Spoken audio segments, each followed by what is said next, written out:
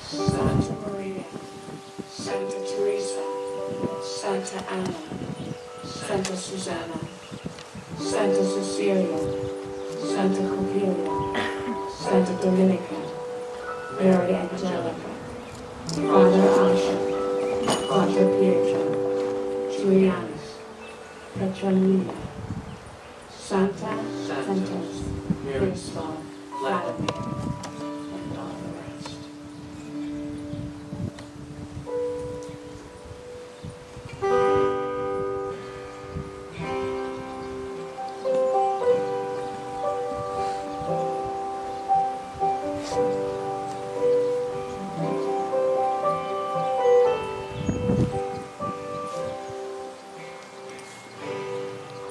A man is placed upon the steps, a baby cries. High above, you can hear the church bells start to ring.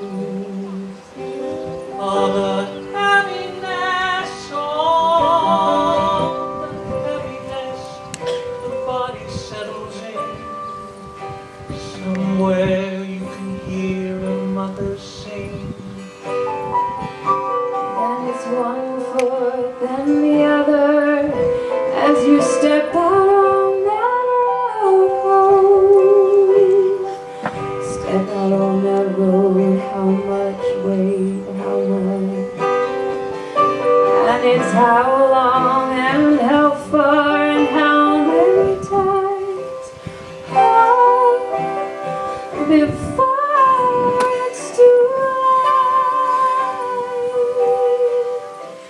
Calling all angels, calling all angels, walk me through this one, don't leave me alone.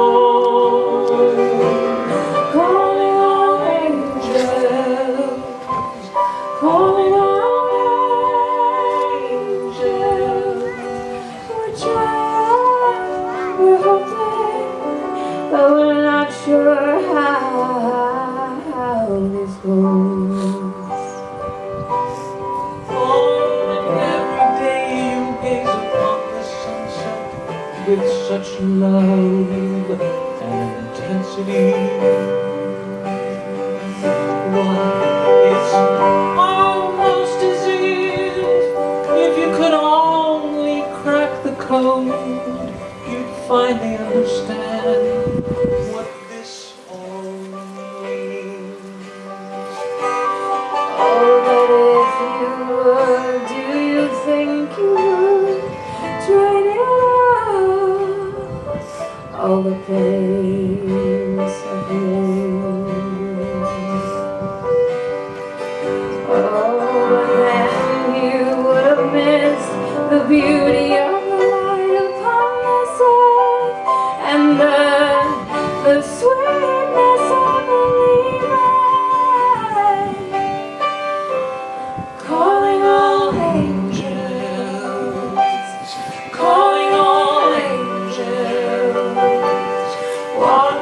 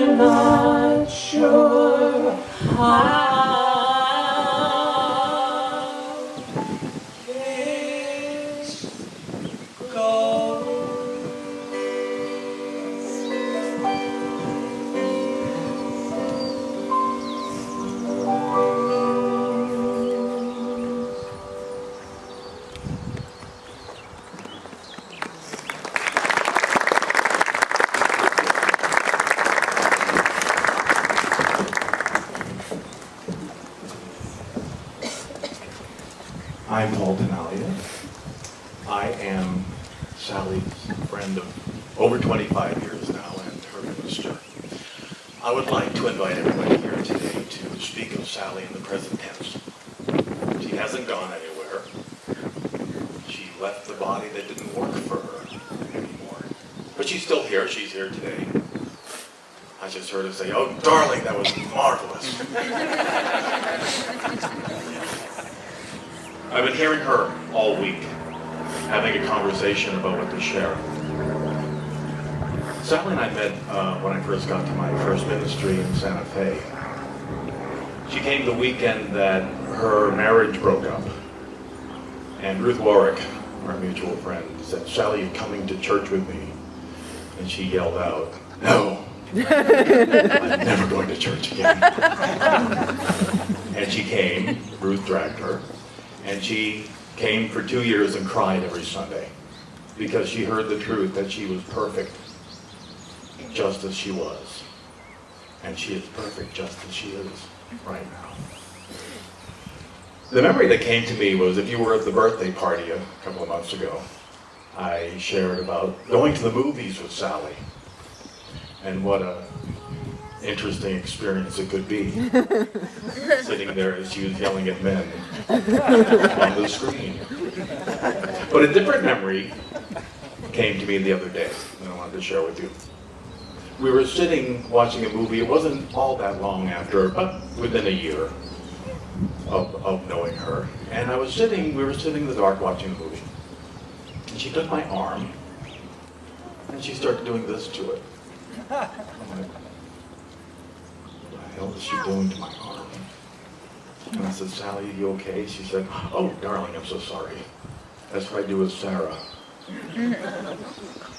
And I felt like family. I said, that was my welcome to the family. We all have a memory of Sally Kemp. So what I'd like for us to do is close our eyes. And if you didn't know Sally, then simply enjoy the wonderful breeze and the music and the feeling of love. And I invite you to go to your mind's eye and picture a time with Sally that was just the two of you.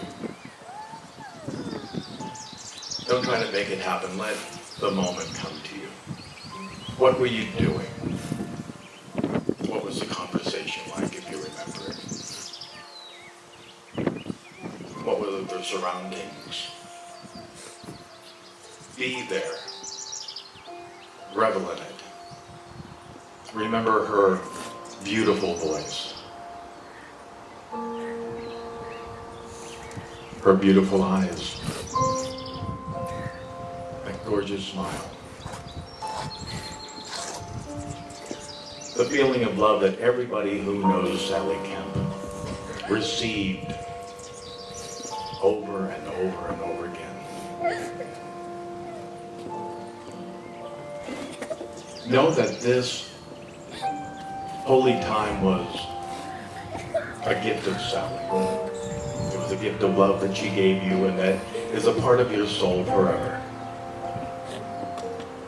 And it's also a part of you that she has within her forever as well. You and Sally are forever one. No division, no separation. The thing we call death is not real on the spirit level. Thank you, Sally Kemp, for all you are and all you continue to be for us all.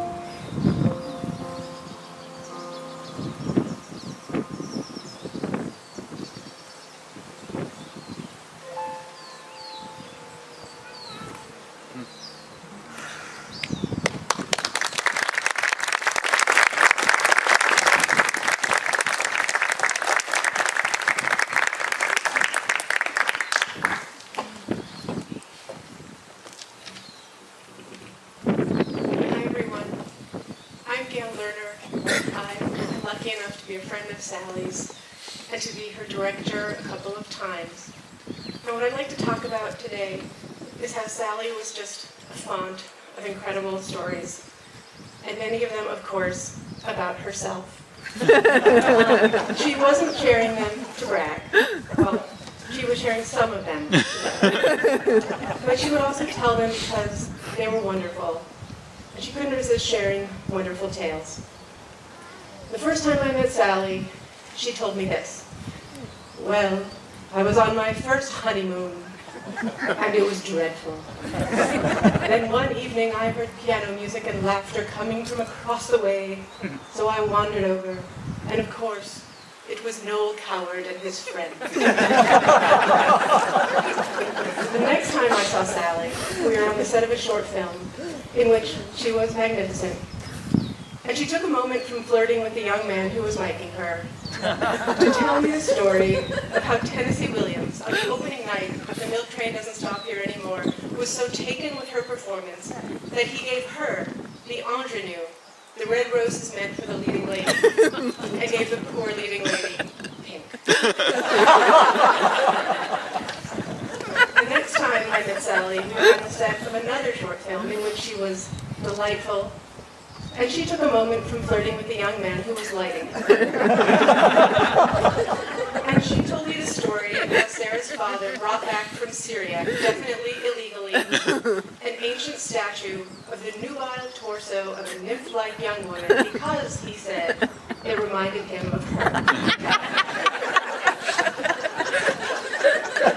I tell you all these not only because they're wonderful, but to say that Sally Kemp was the kind of person who inspired people to snub divas and plunder antiquities. It's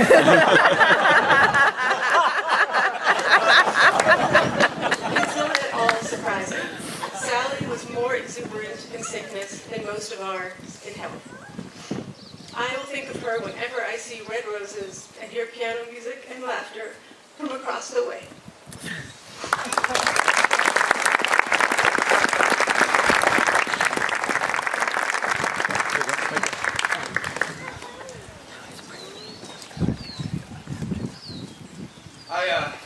I have two remembrances of Mike. microphone. Okay. I have two remembrances of Sally that I'd like to share with you. I don't know how many of you that she promised to haunt after she passed away. I'm one of them. And she did say, though, that she would try not to scare me. And so far she hasn't. But the first one was, it involves a piece of music that she introduced me to when I moved in with her and my father and Sarah in my mid-teens.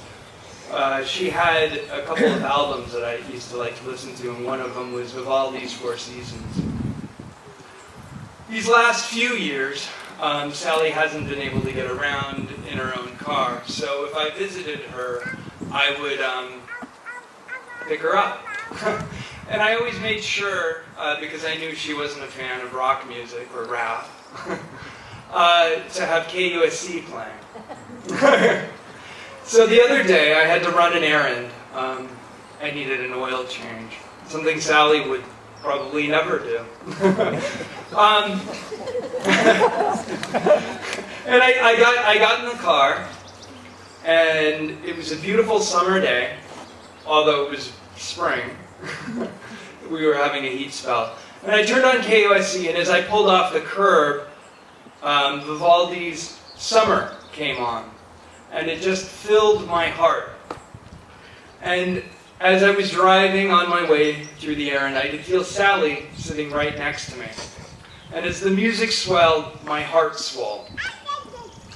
And I was getting closer and closer to my destination, and I kept thinking, this song is really long. But it's really wonderful. And knowing Sally wouldn't want to go into the garage, the song ended as I parked, and I turned the radio off, and I ended my visit with Sally. Oh. The next visitation I had was a couple of weeks ago. I inherited a wonderful chair of Sally's from China. It has a rattan back. And as many of you may know, she adored cats. And so as soon as we put it in our living room, our cats decided to occupy it. And they're there all the time. And the way I look at it is that Sally is sitting in that chair, and that's where she watches over our home. Thank all of you for being there.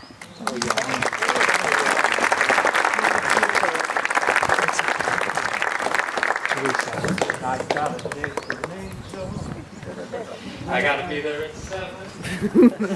I got a date with an angel. I'm on my way to heaven.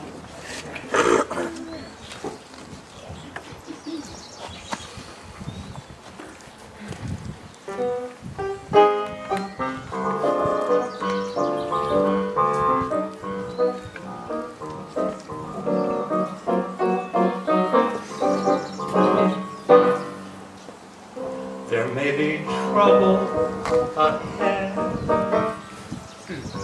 but while there's moonlight and music and love and romance, let's face the music and dance.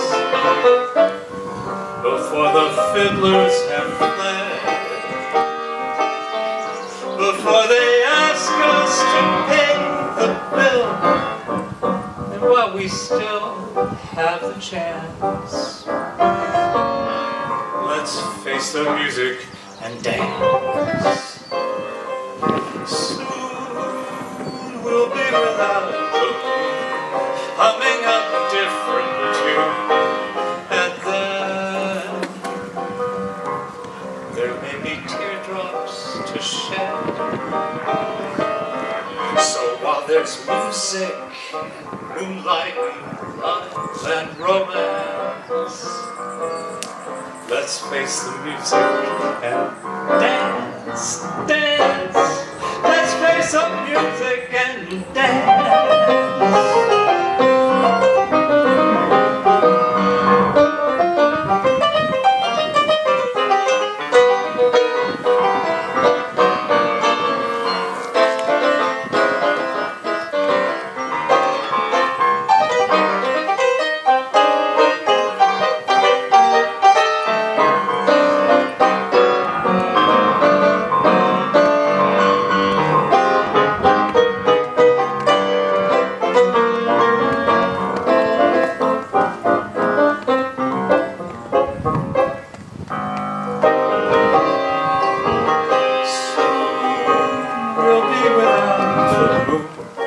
Humming a different tune, and then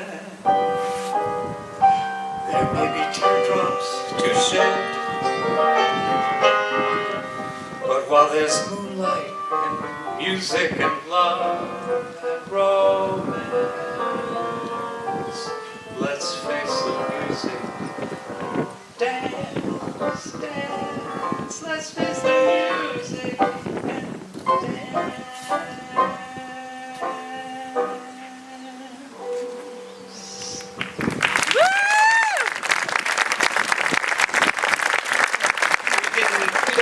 Take requests. This one's from Sally. Yeah, right. You might want to. Joe, Yeah. I'm bringing you. I was going to say.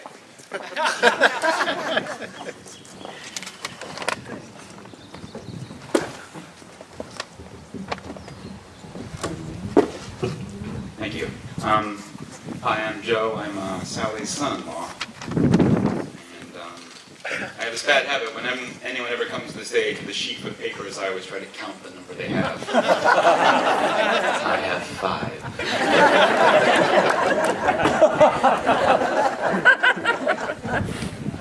It is only fitting that a memorial to celebrate the life of Sally Kemp be held in a theater. It is the only place it could be held. Sorry, no one laughs harder at a Joe Grimm joke than Joe Grimm, and apparently no one's going to cry harder than Joe Grimm. 5 pages, folks. Here we go. The stage was our home, and we have gathered in this place to share not only our memories, but the enormity of our loss. Enormous because she gave us all so much. Fitting as well to open with Shakespeare. thus cracks a noble heart. The rest of Horatio's speech is much more famous. Good night, sweet prince. But the brilliance of Shakespeare is how he moves with you as you move through life. It was only with Sally's death that I realized that Horatio was referring not to Hamlet, but to his own noble heart that breaks at the loss of his friend, just as our hearts cracked last March 21st. But as Leonard Cohen wrote, there is a crack in everything. That is how the light gets in. So let's move to the light, shall we? That's what Sally would want us to do. Now, we can't pinpoint the exact moment that Sally Kemp decided to become an actress. Maybe it was always so. We do know that she was born dramatically, on the opening night of the worst blizzard Chicago had seen in 50 years. Her mother was 22, a famous beauty who had scandalized Houston society when she eloped with the leader of the band hired to play her debutante ball. Sally's father was the charismatic leader of the Hal Kemp Orchestra, who in that February of 1933 no longer played for debutantes, but had a nationwide radio audience, listening to his nightly sets from Chicago's Black Hawk Supper Club. It's hard for us today to comprehend the level of fame that Hal Kemp achieved in his short life. But even 30 years after his death, newspaper articles trumpeting Sally's appearance at a regional theater would invariably read, "The role will be played by Miss Sally Kemp, daughter of Hal Kemp." Which must have been bittersweet, because Sally never knew her father. Her parents divorced soon after her brother was born, and then just a few years later, Hal Kemp, fresh from a gig at the Coconut Grove in Los Angeles, died in a car accident on his way to San Francisco. Sally was 7. She wrote later that she had no memory of her father other than a feeling of safety and the smell of juicy fruit gum. Her memories from her childhood are not happy ones. In Houston, her nanny, who was also a voodoo high priestess, because she was Sally Kemp. This priestess would send Sally and her brother to school with a ring of chicken feathers around their neck to stave off the evil eye that had so obviously descended on this household. When her mother landed a second husband, a proper Throckmorton this time, the family moved to a brownstone on Murray Hill in New York, where it seemed the only members of this house who didn't drink or argue were the pet monkey Poncho, who loved Sally and hated her mother, and the barn owl, Mr. Mosley, set free from his cage at night to swoop down the broad staircases in search of mice. The home was so large, there was a separate room set aside only for the Christmas tree. Mostly Sally remembers being told to behave, always to behave, and of crying herself to sleep 4 nights out of 7. But things get better. Later on they get worse, but now they get better, immeasurably better. At 14, Sally is sent to the Greenwood School, an all-girls preparatory academy just outside of Baltimore. Sally thrived at Greenwood. She was by all accounts a brilliant student, with a thirst for knowledge, especially history and English. And at Greenwood, she met one of the great friends of her life, Amanda Cushman, who everyone called Panda. Now, Panda was smart and funny and loyal, and she had a devilish gleam of mischief in her eyes that said, well, you could try telling her to behave, but really, why don't you just save your breath? I know this because I met Panda, and she still has that look. Now, it was at Greenwood that Sally began acting in earnest, an all-girls school affording the chance to play every great role of theater, both men and women. And when she graduated, the freshman girls voted Sally most sophisticated. Who else would you vote for? Back in New York, Sally turned down Sarah Lawrence or studying in Paris to attend the premier acting school in the country, the American Academy of Dramatic Art. This is where Lauren Bacall had studied, Kirk Douglas, a few years after Sally, Robert Redford. But most importantly, this was New York City in 1951. It was the center of the world. Sally and her friend and classmate Elizabeth Montgomery would sneak into Carnegie Hall to hear Toscanini rehearse the Philharmonic. At Christmas, Sally saw her childhood idol, Vivien Leigh, perform Antony and Cleopatra on Broadway opposite Laurence Olivier. Sally went twice. Here, Sally learned the art of acting.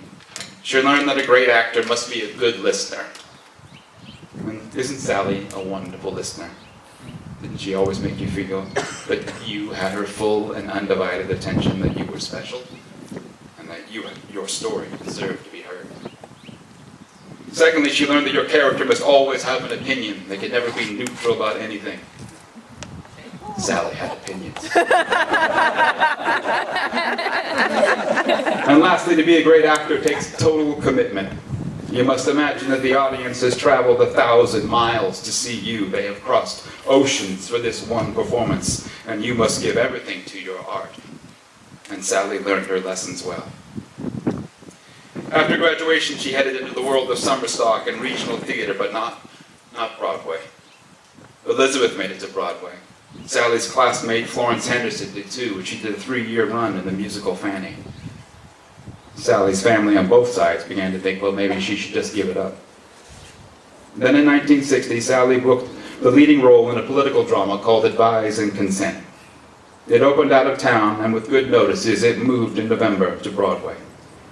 Sally kept, and I've seen it, the copy of her equity contract that upped her from week to week to run of the play. Why not cheat me? This was the big leagues. Lucille Ball was at the Alvin, Angela Lansbury and Joan Plowright at the Booth, Henry Fonda at the Barrymore, Jack Lemmon at the O'Neill, Sally Kemp at the Court. Down the street, Richard Burton and Julie Andrews played the standing room crowds in Camelot. Richard Burton had a telephone installed in Sally's dressing room so he could recite Welsh poetry in her ear while he consumed his mid-show bottle of champagne. Sally could not abide drunks and bores. Her first husband was both. On her honeymoon in Jamaica, she made her way to Noel Coward's to escape his clutches. And we won't speak much of husbands in this history. Sally had 4, her mother had 5. If you were a man and a bore, there was no hope for you. If you were drunk, well, then you'd better be Richard Burton. One winter night on her way to the theater, Sally ran into Laurence Olivier, who was headed to the St. James to perform Beckett alongside Anthony Quinn. A decade earlier, Sally had been a young student buying a ticket to see him, and now they were both on Broadway. Sally dropped to her knees in front of the greatest Hamlet of the 20th century and proclaimed, "I love you." Olivier took her in and said, "And I love your hat." It was a good hat, she said. Red fox fur went well with her red hair.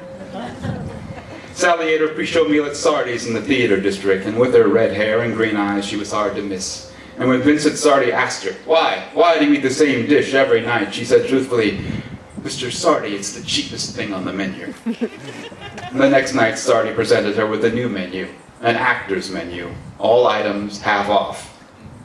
Zero Mostel was so moved, he crawled from his chair to grovel his thanks at her feet. And if you have an equity card, you can still get the actor's menu at Sardi's today, thanks to Sally. She had New York at her feet. She rode in the Thanksgiving Day parade. Blind items about her appeared in Walter Wincher's column. It was all happening. But then Sally fell in love with an advertising man. And just her luck, that in the world capital of advertising, New York City, her advertising man, the love of her life, had his business 3,000 miles away from Broadway. Now, Howard Luck Gossage was a little older than Sally. When she was a schoolgirl, Howard was piloting bombing missions 20 feet over Tokyo Harbor. He was handsome and intelligent and charming and fiercely funny, though he was geographically undesirable.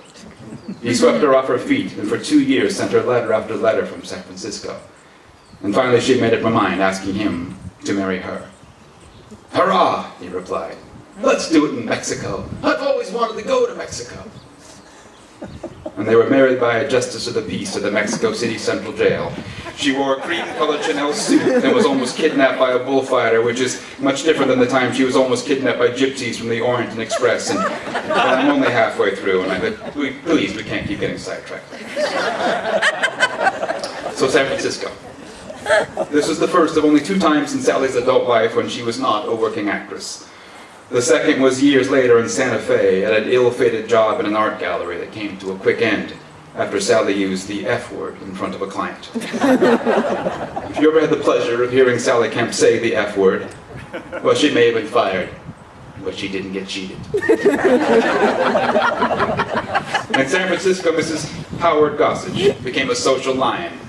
Their elegant home on Divisadero Street became a literary salon. John Steinbeck was a friend. Tom Wolfe came to dinner. But the transition was wrenching.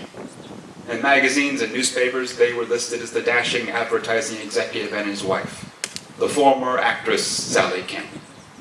In one magazine clipping I found, Sally had taken a pen and circled such a passage, writing next to it, "Form."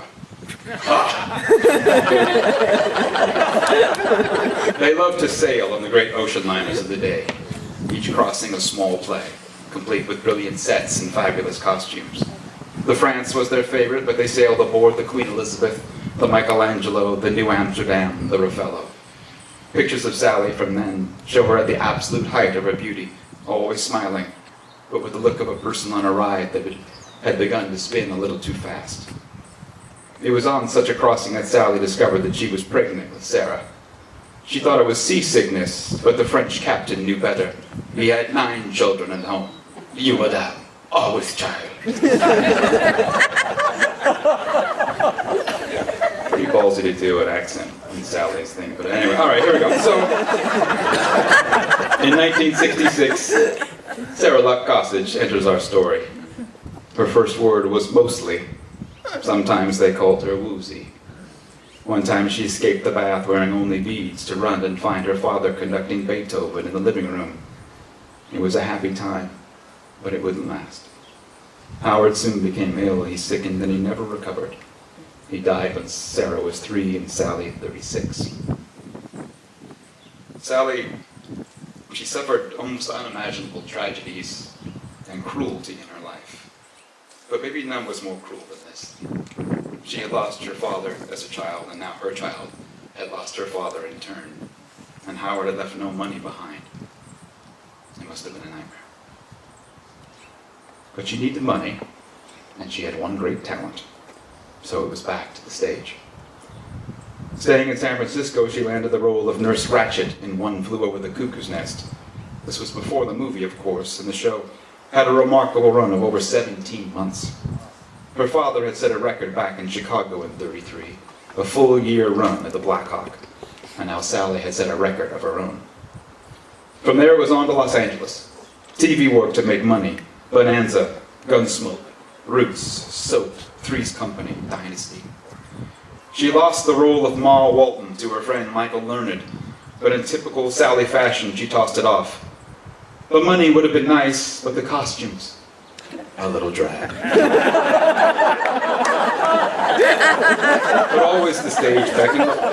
In an interview, Sally said she liked film and television, but that she felt like she wasn't doing anything. She itched to be on the stage. She became the go-to leading lady for both the Mark Taper Forum and South Coast Rep. The Duchess of Malfi, the importance of being earnest. She smoked a pack and a half of cigarettes a day for 20 years, but in Richard III, when she couldn't pull a 50-pound cloak upstage and still get through her speeches, she quit cold turkey. The audience had traveled 1,000 miles after all. They deserved nothing less. Now, there are many ways to try and tell the story of someone whose life encompassed so much.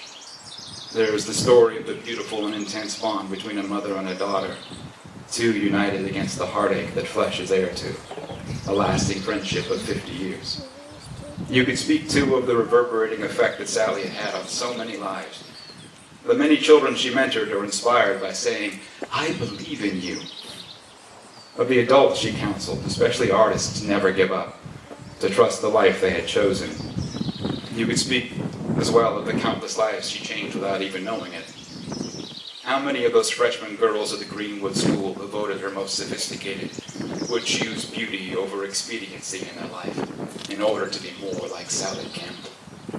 And I've seen the effect of the love that she put into the world, and I've seen it return to her 1,000-fold in ways both subtle and profound.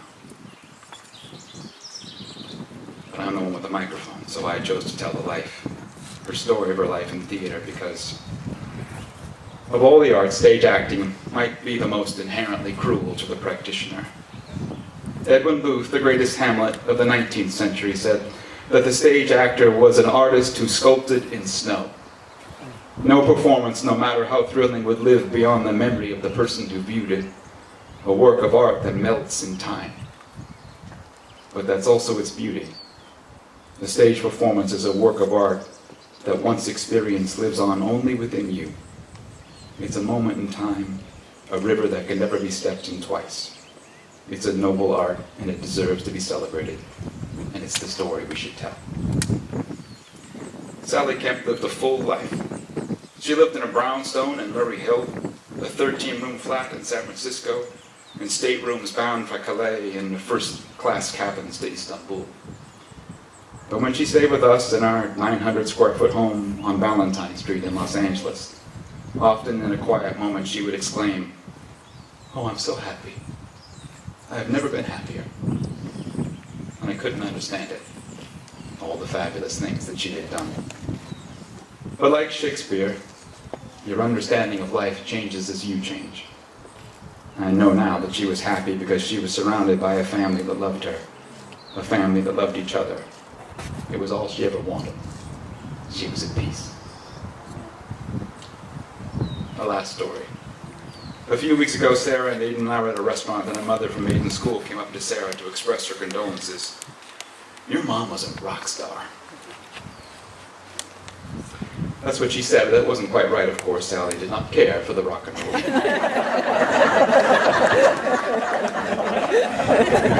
The sentiment was spot on.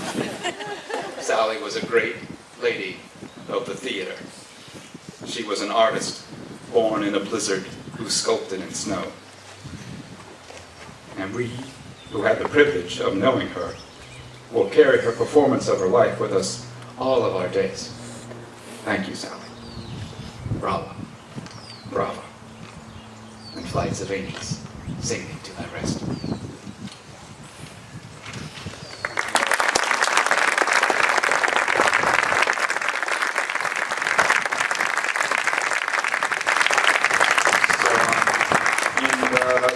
Few months of Sally's life, she kept working, she talked to people, people came and played her music, visited her. It was all remarkable and wonderful, but also she inspired people to create.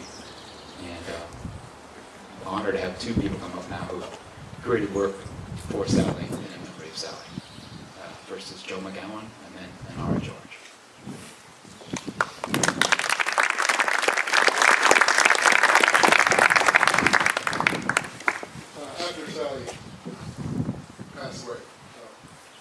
Sarah and I had this little conversation, and I realized after Sally Palooza that I felt like I had a connected life with Sally. And what I discovered is that wasn't me. I can't speak on anybody else's relationship with her, I can just relate mine.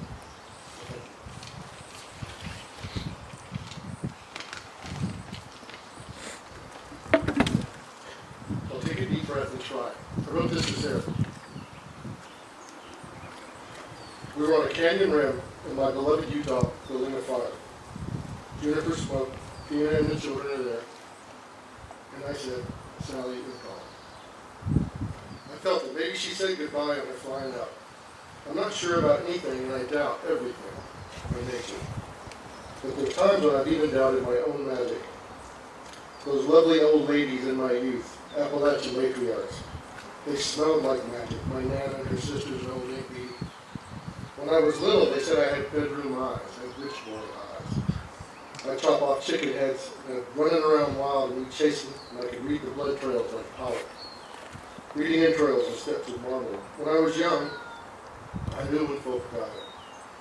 When I was not so young, I knew when my friends died. My shipmate Lance, in a dream, came to me. He had a turtle in each hand and said, "It's okay, don't worry." He had been decapitated on an aircraft carrier in the Kosovo War.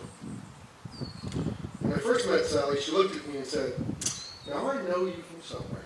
She couldn't quite put her finger on it. Like I was a cab driver or some boy who mowed her grass. When she moved into the little bungalow, she said she was terribly thirsty, and I asked her if she'd like a cup of cold water. And then she told me a beautiful story about her taking a trip as a young girl in the mountains. She had a drink from a roadside spring from an old hillbilly man. She said he brought her a tin cup of ice cold water to the window of her car and said it was the sweetest water she'd ever had. And she smiled and looked at me for a long time. One of our visits nearing the end, one of the many ends that she experienced, she spoke of angels and reincarnation to her. It was a fabulous conversation. She said to me, I didn't think I'd see you again this time. I've never seen the same person twice in one lifetime. I gave her gifts of tin cups and feathers which she kept. She told me that I was the old man that gave her the drink of cold spring water in those mountains when she was a child. Holding my face, she said, I've never seen the same person twice. Isn't that wonderful?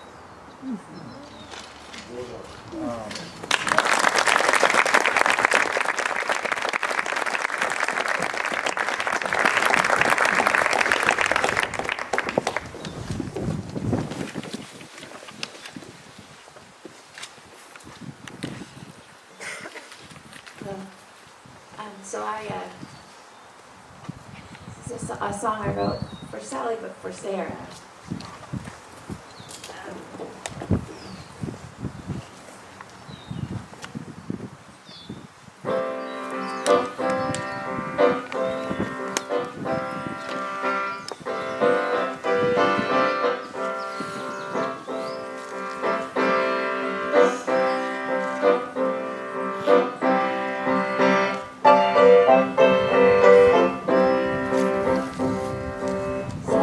Goodbye to the little house on Valentine. Say goodbye to me. In some strange way, these are the best of times. They remind us of who we're supposed to be. Oh, I would be a liar if I didn't say this scared me half to death.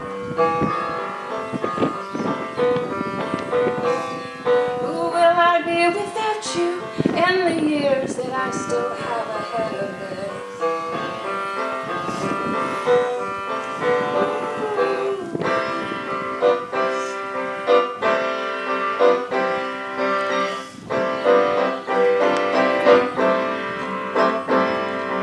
Say goodnight 1,000 times for infinity. Part of you is the voice I hear inside. Part of you is me. Oh, I would be a liar if I didn't say this scared me half to death.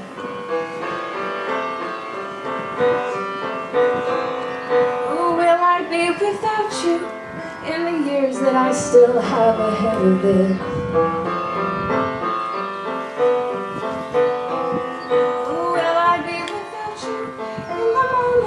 Your absence finally hits me. Will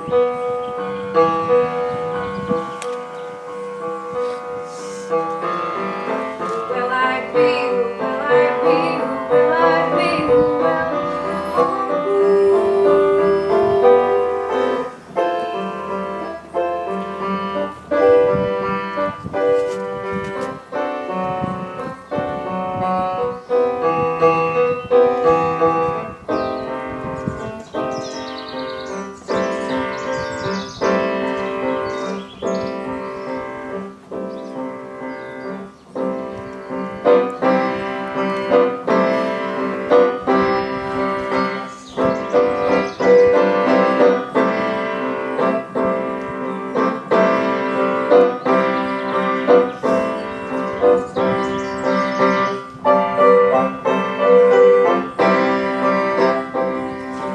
Say goodbye to the little house on Valentine. Say goodbye to me. Say goodnight 1,000 times for infinity. For infinity.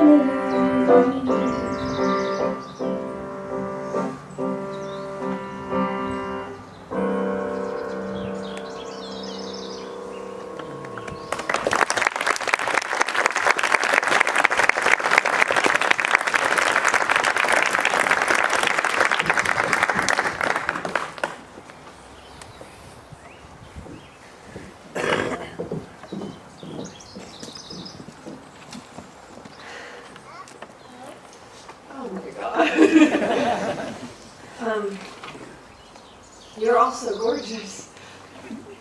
Before I begin, I must thank our incredible musicians who worked so hard and in some cases were forced to drink a great deal of wine in order to make today happen.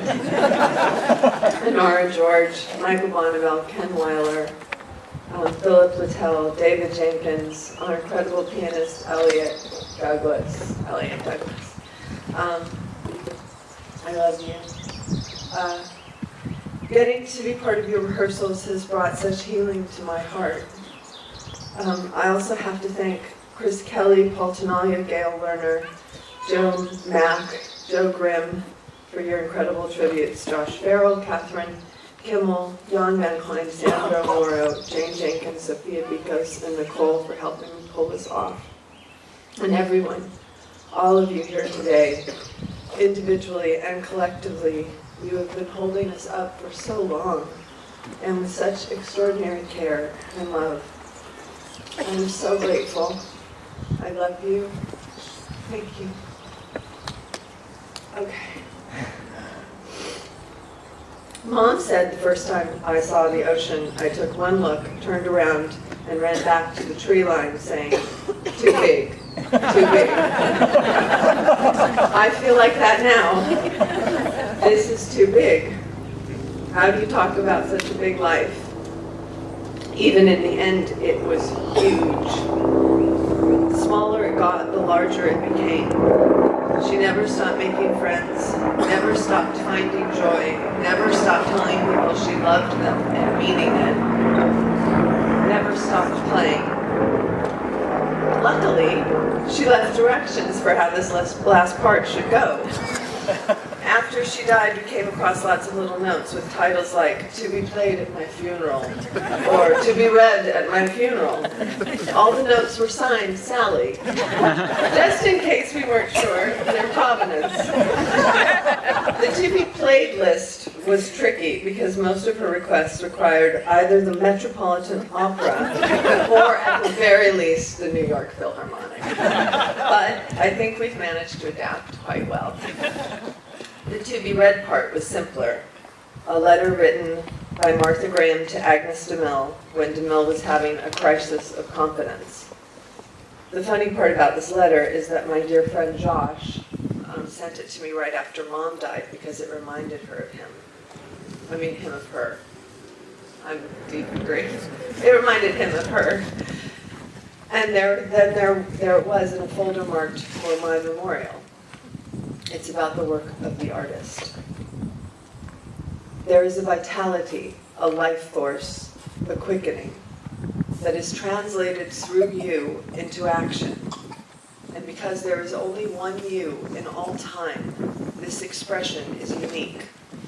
And if you block it, it will never exist through any other medium and be lost.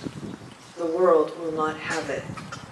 It is not your business to determine how good it is, nor how valuable it is, nor how it compares with other expressions.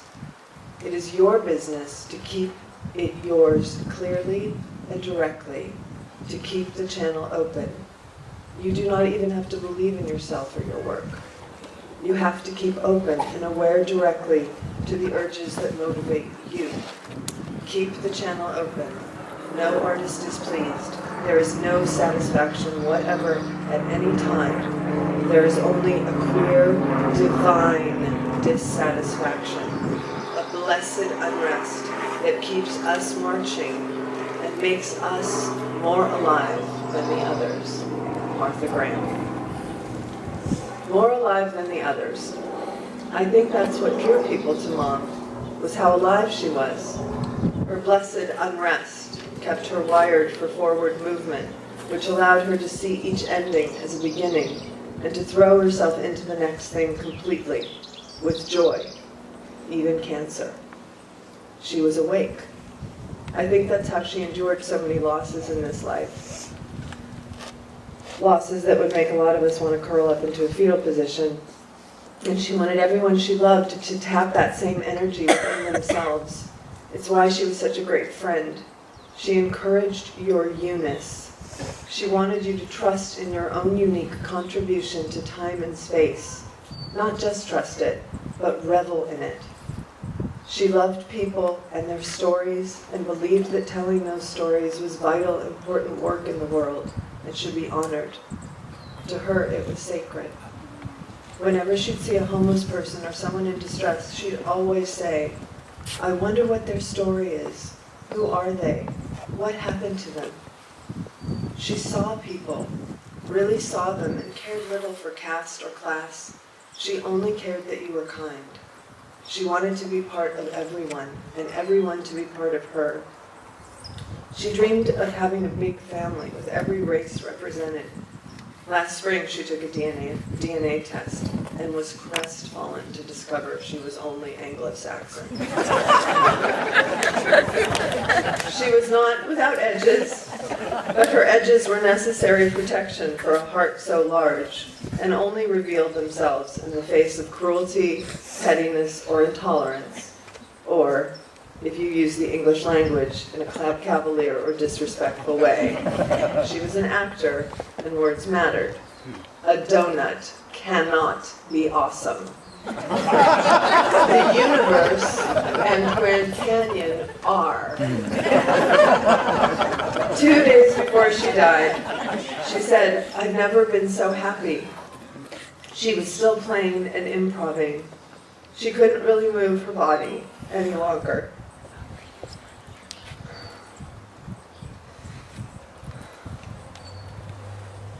But she could still speak and make expressions.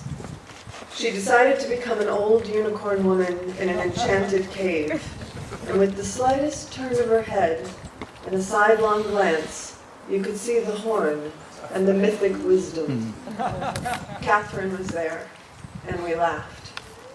She was expressing her unique contribution to time and space until the very end, and in the end, it was only love for her. She would tell everyone who came to see her, "I love you, don't be afraid, have fun, love each other." My mother, the unicorn. And now, I would like to invite the unicorn's grandson on stage. And Ken, can you help me get the mic right?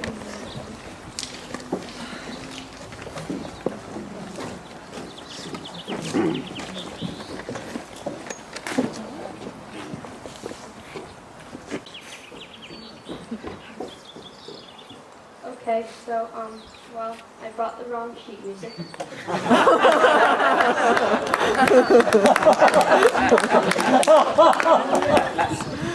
a problem. I think I might need the words. So, I'll just say something. When Paul said that we should think about one moment we had, I was thinking about a time when we really got to say goodbye. And she said that, It's easy. Nothing you can make that can't be made. Nothing you can save that can't be saved. Nothing you can do, but you can learn how to be you in time. It's easy.